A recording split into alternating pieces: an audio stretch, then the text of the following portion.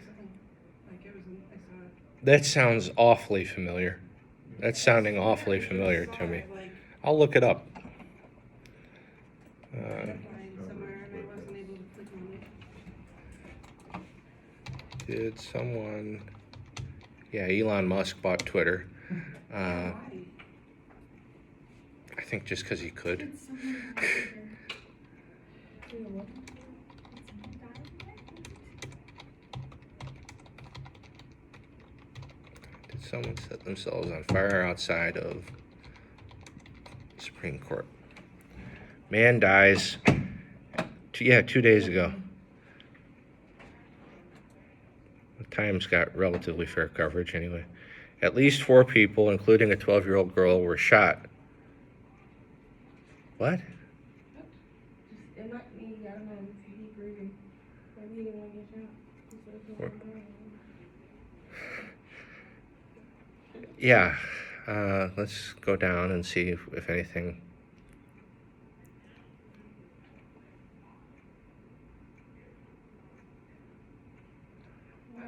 Separately on Friday, emergency medical crews were called to the Supreme Court around 6:30 p.m. after a man set himself on fire outside the building. Why wouldn't I start with that? Yeah, I don't know. Police said Saturday that the man, Wynn Bruce, 50, of Boulder, Colorado, had died. Now back to the shooting. I don't... That's so... Okay, so so that happened. That's from time.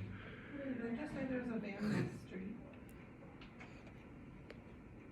Sorry, that's not important. No,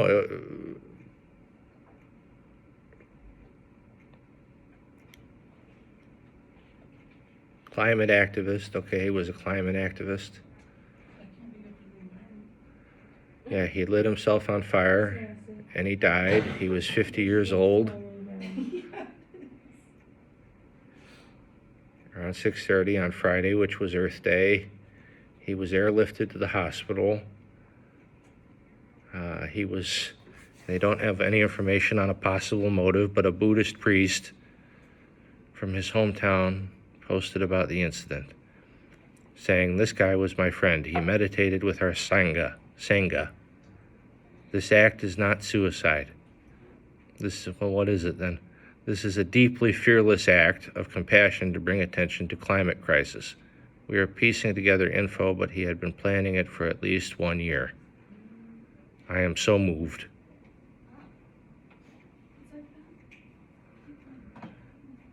Yeah, I don't know. That's like, there's like, groups of people who do that. That Time article was wacky. In other news, a man set himself on fire outside this. They had one paragraph. Yeah, And then the next starts with, yeah. And another incident, and we go back to the shooting. I'm making fun of how the article was written, not the 2 incidents that happened. Yeah, those are awful, but they covered it horribly. Yeah, that was terrible writing. Yeah, they are. Huh. I thought of you when I saw the film. I'm glad I remember. You thought of me? This class. Oh. I would never set myself on fire for any reason at all. No. Yeah. So, Marshall writes this, that the government is one of limited powers. And then we got off on the tangent. He spent the rest of... No, it was a good tangent. I liked that. I enjoyed it. I like to get on tangents sometimes. Yeah. Spent the rest of his career finding clearly disingenuous, historically inaccurate, and highly questionable justifications for ruling that federal power is not limited.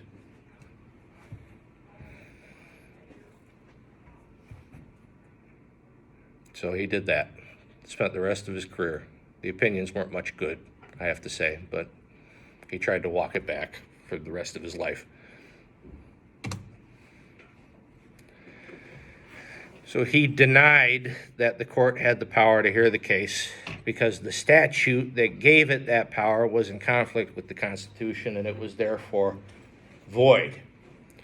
He shrewdly established the power of the court to decide if such a conflict exists and to void the statute if it wishes. This is judicial review.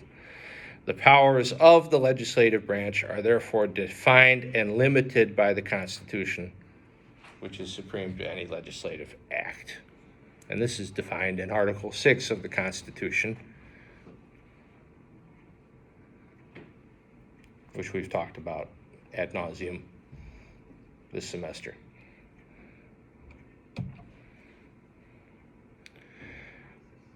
The court can negate any such act of Congress if it is repugnant to the Constitution. Marshall says, and this is important, Congress is only a creature created by the Constitution. The Constitution created Congress. The creation should not be allowed to trump its creator. Congress should not be allowed to mess with the Constitution, to amend, not amend, because it was amended then, but to extend powers. Marbury versus Madison is the most important court decision in American history. And that is poorly worded, just like the Times article we just looked at, because, although not as dramatic, because that is my opinion on the matter. That is my opinion only. It is probably in the top 5, maybe the top 10, and other political scientists will probably tell you something different, but this, to my mind, is the most important court case that has ever come before the court because it created this concept of judicial review.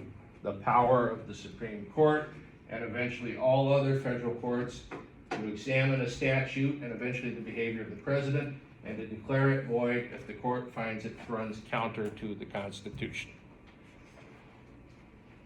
They did not have that power before this case. They granted unto themselves the power to do that.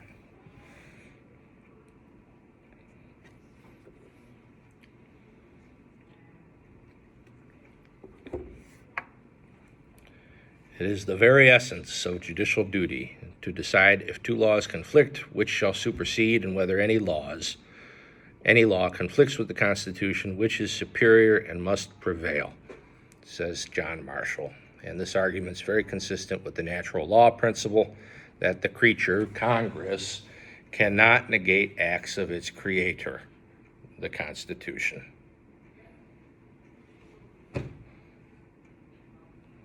If you're confused, ask me a question. Judicial review will feature on the final. I promise you that. Okay? Yeah.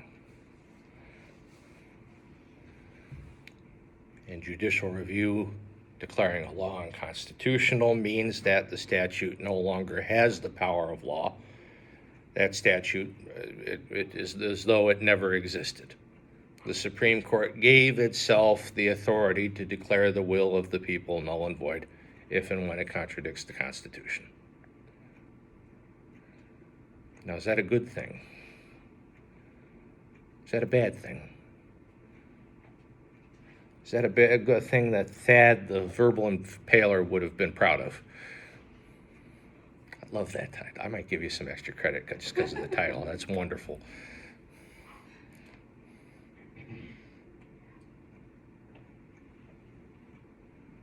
I don't know. That's up to you to decide.